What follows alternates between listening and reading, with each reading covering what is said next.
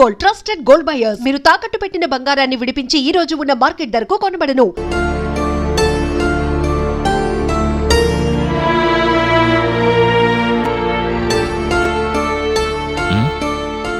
ఏమిటమ్మా? నాన్న, అమ్మ గురించి ఇంతవరకు ఎప్పుడు మిమ్మల్ని ఏమీ అడగలేదు. కానీ ఇప్పుడు నాకు కొన్ని విషయాలు తెలియాలి నాన్న. నువ్వు ఏ విషయాలు తెలుసుకోవాలమ్మా? ఏ కారణంతో అమ్మ మనల్ని వదిలేసి వెళ్ళిపోయింది? అతనితో కలిసి బతకాలి అనే ఉద్దేశంతో వెళ్ళిపోయిందా, లేక వేరే ఏదైనా కారణం ఉందా? ఈ విషయం నువ్వు మీ అమ్మని అడగలేదా? లేదు, నేనేదైతే అడగాలనుకున్నానో అది అడిగి వచ్చేసాను. ఒకవేళ నేను ఆవిడని అడిగినా ఆవిడ నిజమే చెప్తుందని ఏంటి ఖచ్చితం? మంచి పేరు తెచ్చుకోవడం కోసం ఆవిడ నాతో ఏమైనా చెప్తుంది. ఎదుటి వాళ్ళ దగ్గర మంచి పేరు తెచ్చుకోవడం కోసం మీ అమ్మ ఎప్పుడు అబద్ధాలు చెప్పదు. తను చాలా స్ట్రైట్ ఫార్వర్డ్. మీ అమ్మ గురించి నీకు తెలియదమ్మా. అమ్మ మీద ఎంతో మంచి అభిప్రాయం ఉన్న మీరు ఎలా ఆవిడికి దూరం అయ్యారో? విధమ్మా, అంతకు మించి నేను ఇంకేమీ చెప్పలేను. నాన్న, మీరేదో దాస్తున్నారా? ఒకవేళ నా దగ్గర అమ్మ మంచిదాన్ని నిరూపించడం కోసమా? అలా ఎందుకు అనుకుంటావమ్మా? నేను మంచివాడిని నిరూపించుకోవడానికి కూడా ఉండొచ్చు కదా. No, never. మా నాన్న గురించి నాకు తెలుసు. నీకు నా మీద ఉన్న ప్రేమతో అలా మాట్లాడుతున్నావు. ఒకవేళ ఇరువైపులా తప్పుండొచ్చు. మరైతే ఎలా మీరు విడిపోయారో? అసలు తప్పు ఎవరిది నాన్న? మంచేదో చెడేదో తెలుసుకునే స్థితిలో నేను లేనమ్మా. అంతా విన్న తర్వాత ఏది మంచి ఏది చెడో నువ్వే నిర్ణయించుకో. ఏం జరిగిందో చెప్పండి నాన్న. సుధా వాళ్ళ నాన్నే నా గురువు. ఆయనకి మీ అమ్మ ఒక్కగానొక్క కూతురు. అయినా తన భార్య చనిపోయినా ఇంకొక పెళ్లి చేసుకోకుండా కన్న కూతురే సర్వస్వం అనుకున్నారు. నువ్వు నాకెలాగో ఆయనకి మీ అమ్మంటే అంత ప్రాణం. సార్, మీరేమిటి ఇక్కడ? పెన్షన్ తీసుకోవడానికని వెళ్ళాను. వచ్చే దారిలో తల తిరుగుతున్నట్టు అనిపిస్తే అలా ఇక్కడ కూర్చుండిపోయాను. ఇప్పుడు ఎలా ఉంది సార్? డాక్టర్ దగ్గరికి వెళ్దామా? అదేం వద్దు, ఇప్పుడు కొంచెం పర్వాలేదు. ఎండ ఎక్కువగా ఉండటం వల్ల కాస్త తల తిరుగుతుంది. కూర్చోగానే సరిపోయింది. ఇప్పుడు మీరు ఎక్కడికి వెళ్ళాలి? నేను తీసుకెళ్తానండి. ఈ పక్కనే మా ఇల్లు, నేను వెళ్తాను. లేదు సార్, వద్దు. ఇప్పుడు మీరు ఒంటరిగా వెళ్ళటం మంచిది కాదు. నేను మీకు తోడుగా వస్తాను. మీకెందుకులే బాబు శ్రమ. ఇందులో శ్రమే ఉంది సార్. మీరు నన్ను గుర్తుపట్టలేదు అనుకుంటాను. ఆగాగు, ఇప్పుడు గుర్తొచ్చింది. బాలచంద్రవేగా, ప్రతి సంవత్సరం ఫస్ట్ క్లాసులో పాస్ అయ్యే నా స్టూడెంట్ బాలచంద్రవేగా నువ్వు. మీరు ఇంకా గుర్తుపెట్టుకుంటారు అనుకోలేదు. ఎలా మర్చిపోగలను? మీరే కదయ్యా నా ఆస్తి. మరి ఇప్పుడు నువ్వేం చేస్తున్నావు? ఇక్కడ గాంధీ కాలేజీలో ప్రొఫెసర్ అండి. చాలా సంతోషం. తన దగ్గర చదువుకున్న విద్యార్థులు ఒక ఉన్నత స్థాయికి వెళ్ళినప్పుడు ఆ గురువుకి అంతకు మించిన ఆనందం ఇంకేముంటుందయ్యా? సార్, కాస్త మెల్లగా నడవండి. ఆరోగ్యం బాగాలేదు కదా. నా విద్యార్థిని చూసిన ఆనందంలో నా వయసే మర్చిపోయినయ్యా. సుధా కూడా నీలాగే మాట్లాడుతుంది.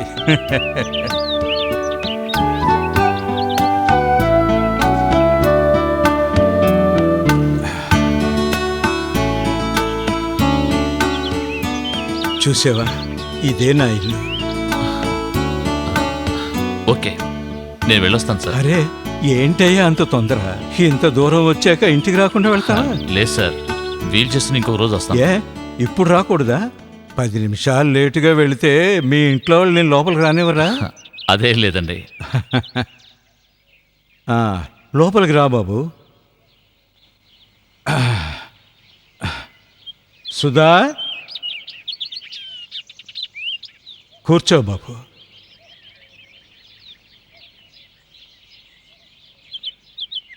ఏంటి నాన్న ఇంత లేటు? నీకు ఇతను ఎవరో తెలుస్తోందా? ఈ అబ్బాయి నా పాత స్టూడెంట్, పేరు బాలచందర్. ఇప్పుడు కాలేజీ లెక్చరర్. నమస్కారం. నమస్కారం. ఇతను నన్ను చూడకపోతే నేను అసలు ఇంటికి వచ్చేవాడిని కాదేమో. ఏమంటున్నా నాన్న? ఏమీ లేదు, కాస్త తల తిరిగిందంటే దారిలోనే కూర్చుండిపోయాను. అయ్యో, ఏమైందానా? ఇప్పుడు ఎలా ఉంది? నాకేమీ కాలేదమ్మా, నువ్వేం కంగారు పడకు. భయపడాల్సిందేమీ లేదు.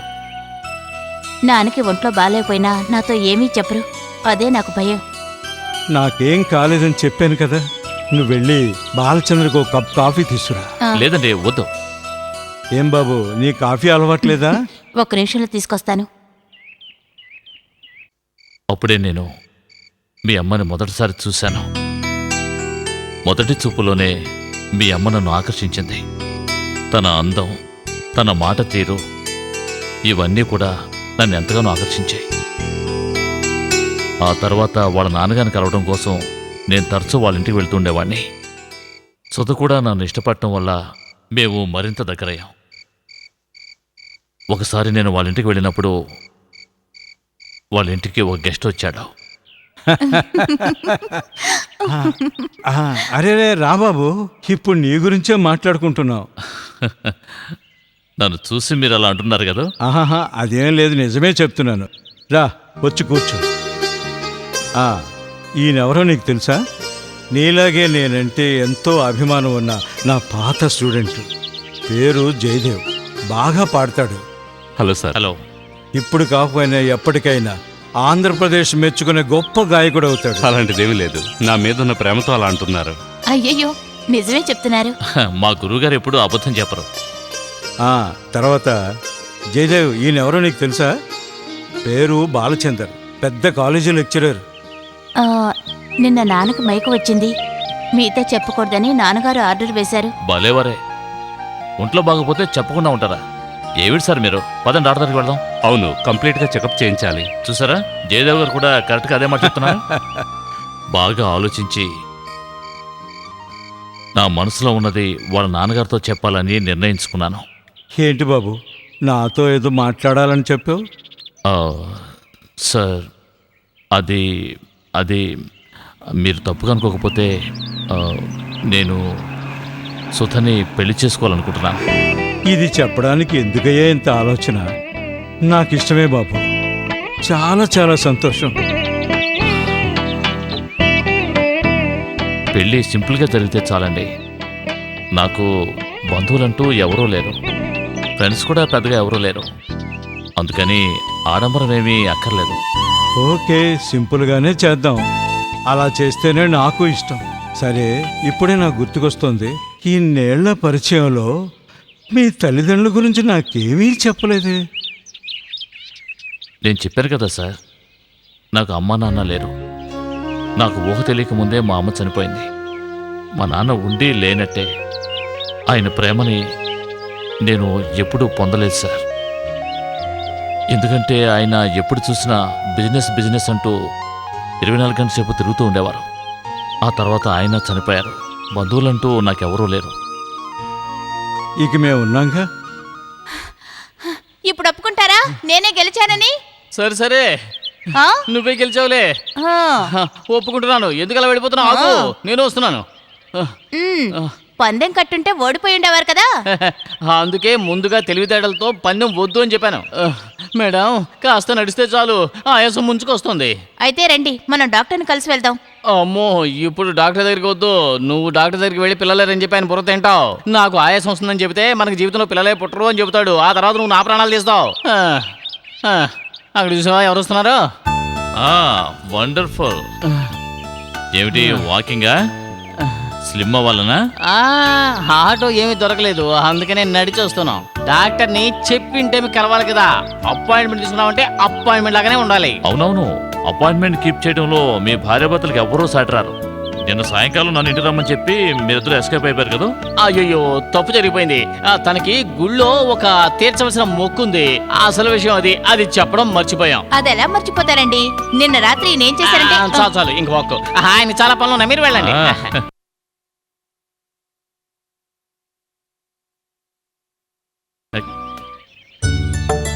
బాలచందర్, రాబాబు, పెళ్లి పనులు ఎలా జరుగుతున్నాయి? బ్రహ్మాండంగా జరుగుతున్నాయి. శుభలేఖలు ప్రింటింగ్ ఇచ్చాను. మాకన్నా నువ్వే స్పీడ్గా ఉన్నావు. పెళ్లి నిశ్చయమయ్యాక అల్లుడు ఇలా అత్తవారింట్లో పనులు చేయడం చూస్తే నలుగురు ఏమనుకుంటారో. మనకి ఇటువంటి అల్లుడు దొరకలేదు అని అసూయ పడతారు. నేను మీ స్టూడెంట్స్ని కలిశాను. మీరు చాలా స్ట్రిక్ట్ అని వాళ్ళంతా చెప్పుకుంటున్నారు. చచ్చా, వాళ్ళ గురించి తప్పుగా అనుకుంటున్నారు. అయ్యయ్యో, ఒక సంతోషకరమైన విషయం చెప్పడం మర్చిపోయాను. మన పెళ్లి కంటే సంతోషమైన విషయమా? ఏనానా మీరు చెప్పలేదా?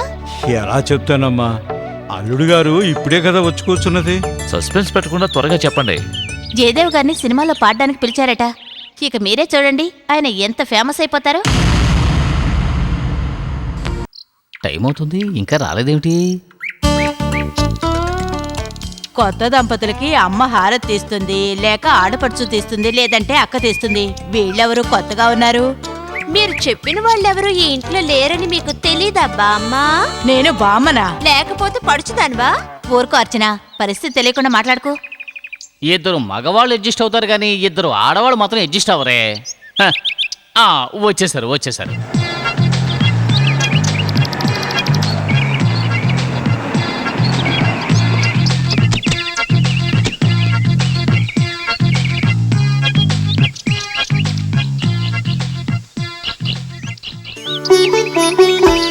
హాయ్. కుడికాలు లోపల పెట్టిరా అమ్మా. కుడిగా లోపల పెట్టి రా అమ్మా. బాలచంద్ర, నువ్వు మాకు కొన్ని పనులు అప్పగించినందువల్ల మేము పెళ్లికి రాలేకపోయాం. లేదంటే కరెక్ట్గా వచ్చిండేవాళ్ళం. నేనే దగ్గరుండి అన్ని పనులు చేయించాను. చూసావా ఇల్లు ఎంత నీట్గా ఉందో. నేను జువాలజీ ప్రొఫెసర్ని. మీరు దేనికి దిగులు పడద్దు, అన్నిటికీ నేను ఉన్నాను. తనే నా భార్య. నమస్కారం. మన కోసం ఈయన చాలా కష్టపడ్డారు. సుధా, ఇంతవరకు నేను ఒంటరివాణ్ణి. ఇప్పుడే ఓ ఇంటివాణ్ణి అయ్యాను. ఇక మీద నా జీవితం హాయిగా సాగుతుంది. దీనంతటికి మీ మంచితనమే కారణం అండి. నువ్వు నా భార్యమైనందుకు ఆ భగవంతుడికి కృతజ్ఞతలు చెప్పుకోవాలి. నేను కూడా దేవుడికి థ్యాంక్స్ చెప్పాలి. సుధా,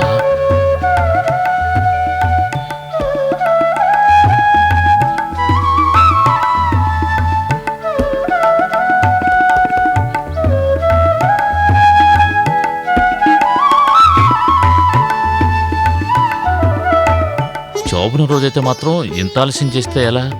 ఎదురు చూసి కళ్ళు కాయలు కాచాయి. నాకు మాత్రం ఆశ లేదా? కొంచెం లేట్ అయిపోయింది. ఆ? ఇప్పుడు నువ్వు నాకు ఎలా కనిపిస్తున్నావో తెలుసా? ఓ దేవతలా కనిపిస్తున్నావు. మొదట్లో ఇలాగేగా కాకపడతారు. ఆ? అయ్యో, పాలన్నీ పోయాయండి. ఏమిటండి? అయ్యో, ఎవడు వాడు ఈ టైంలో డిస్టర్బ్ చేస్తున్నాడు? నేను వెళ్ళి చూసొస్తాను. హలో, అవును, ఏమిటి? ఏమైంది? అయ్యో, నాన్నా! సుధా, ఏమైంది? సుధా, ఏమైంది మీ నాన్నకి? హలో హలో, ఆయనకి ఏమైంది? ఓ, ఇప్పుడు ఎలా ఉంది? ఎక్కడా? సరే, నేను నాన్నను చూడాలండి. పెడదాం సుధా, ఒక్క నిమిషం.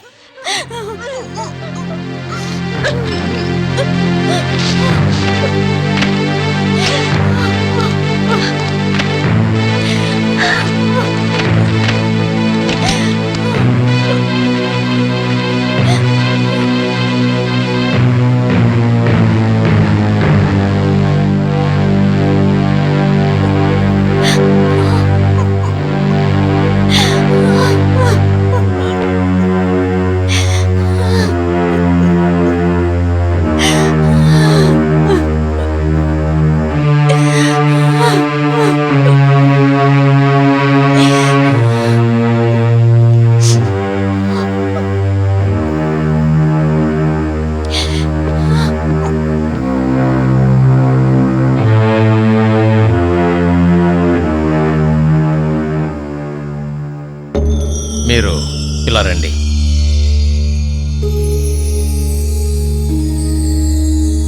డాక్టర్, ప్రాబ్లం ఏం లేదుగా? నిదానంగా తగ్గుతుంది. స్పీడీ రికవరీకి అవకాశమే లేదు. దాదాపు ఇక్కడ ఒక వారం ఉండాల్సి వస్తుంది. వారం రోజులా?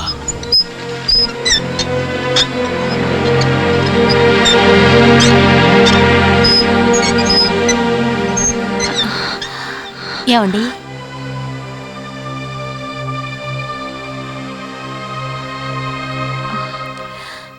మీకేమైనా అర్జెంట్ పని ఉంటే వెళ్ళండి. నాన్నగారిని నేను చూసుకుంటాను. పర్వాలేదు, ఆయన కోలుకొనివ్వు. మా హనీమూన్ అంతా ఆ హాస్పిటల్లోనే గడిచిపోయింది. అదో పెద్ద కథ. 2 వారాల తర్వాత హాస్పిటల్ నుంచి ఆయన డిశ్చార్జ్ చేశారు.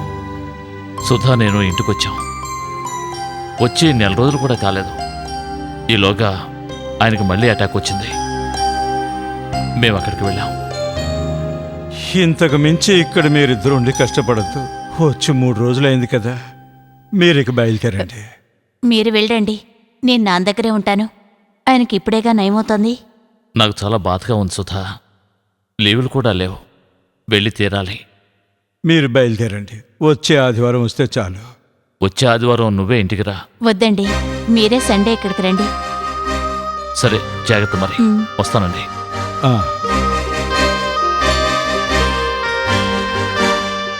ఈ టైంలో మంచి డెసిషన్ తీసుకున్నారు. సార్కు నయమేంత వరకు సుధని ఇక్కడే ఉండనివ్వండి. లీవ్ దొరికినప్పుడు మీరు వస్తే చాలు.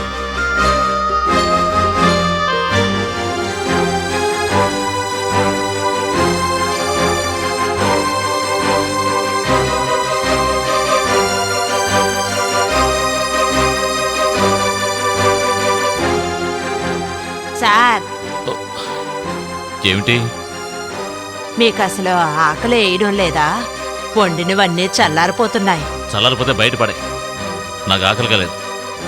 పెళ్లి జరిగితే చాలా, కాపురం చేసే అదృష్టం ఉండాలి కదా. సుధా, ఇక మనం బయలుదేరదామా? అలాగేనండి. సుధా, సుధా, రండి అల్లుడు గారు. మీ ఇద్దరికి చాలా ఇబ్బంది పెట్టాను కదూ. చచ్చా, అటువంటిదేం లేదు. అనారోగ్యం మనకి చెప్పొస్తుందా? ఏమండి, జయదేవ్ గారు రికార్డింగ్కి మనల్ని రమ్మని చెప్పారు. కారు కూడా పంపిస్తానన్నారు. ఓ, అందుకేనా ఇంత బాగా రెడీ అయ్యావు? మీరు కూడా రండి. నా కోసం ఎదురు చూసేవాళ్ళు ఎవరూ లేరు. నాకు రావడం కూడా ఇష్టం లేదు. నానా, కారు వచ్చింది, రండి. ఆ, వెళ్ళొస్తామండి. ఉమ్.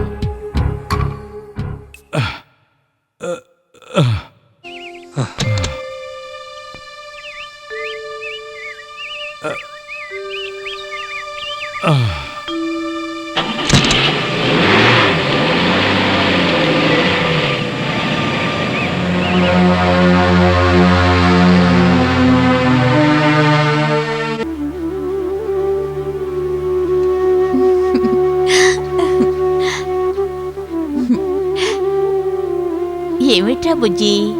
ఆ?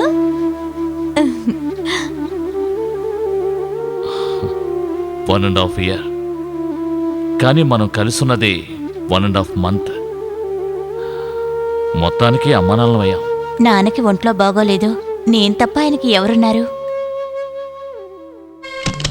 అయ్యో, ఏం ఎండలు అసలు తట్టుకోలేకపోతున్నాం. ఇదిగో తీసుకోండి. ఇవన్నీ ఎందుకు? ఇవన్నీ మీ పాప కోసం. పిల్లలకు బొమ్మలు కొనిస్తే మాకు కొంచెం సంతోషంగా ఉంటుంది. దాన్నెందుకు వద్దని చెప్తారు? అర్రే బుజ్జి కన్నా, ఇవ్వు, ఇవ్వు, ఇవ్వు, ఇవ్వు, ఇవ్వు. ఎందుకు ఇన్ని బొమ్మలు తీసుకొచ్చారు? ఆ, ఇన్ని బొమ్మలతో ఏం వాడుకుంటుంది? అవును, ఇంట్లో ఎవరు లేరా? బయటికి వెళ్ళారా? ఎవరూ లే, నేను ఒంటరిగానే ఉన్నాను. నేను ఇక్కడేగా ఉన్నాను. ఉన్నావు, ఉండి ఏం ప్రయోజనం? ఆడికి అమావాస్య కదా వస్తావు. నా కూతురికి వాళ్ళ నాన్నున్నారు. మా నాన్నకి నేను ఒక్కదానేగా ఉన్నది. ఇక్కడికి వచ్చి ఉండను అన్న పట్టుదల ఆయన ఇంకా విడవలేదన్నమాట. అందరూ మా నాన్న మొండితనం గురించే మాట్లాడుతున్నారు. నాకు బాధగా ఉంది. ఎవరూ ఆయన బాధని అర్థం చేసుకోవడం లేదు.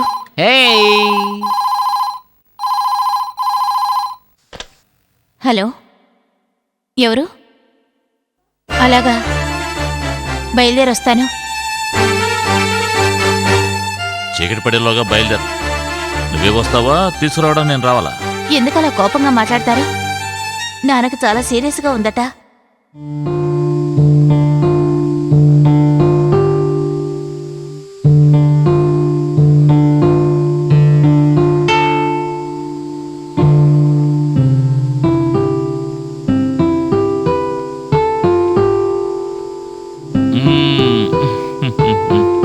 ఉప్పమ్మ ఉప్పు.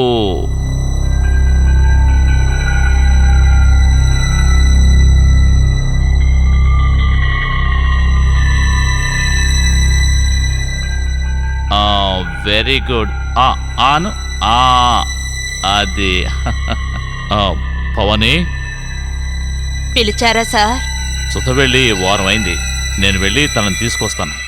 పాపని నేను చూసుకుంటాను, మీరు వెళ్ళిరండి సార్. ఆ, రారా కన్నా.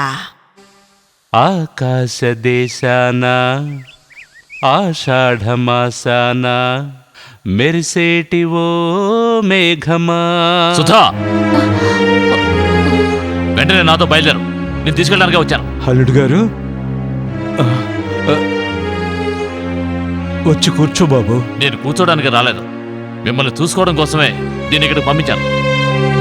ఇక్కడికి వచ్చి వీడి కచేరీ వినడం కోసం కాదు. బాలచందర్, ఎందుకు ఇలా మాట్లాడుతున్నావు? నీకేమైంది? సుధా, నువ్వు నా భార్యగా ఉండాలి అనుకుంటే ఈ నిమిషం నాతో పాటు బయలుదేరా. అది కాదండి, నేను చెప్పేది వినండి ప్లీజ్. ఇక నేనేమీ వినదలుచుకోలేదు. రావాలనుకుంటే రా, లేదంటే ఇక్కడే ఉండు. ఏమండి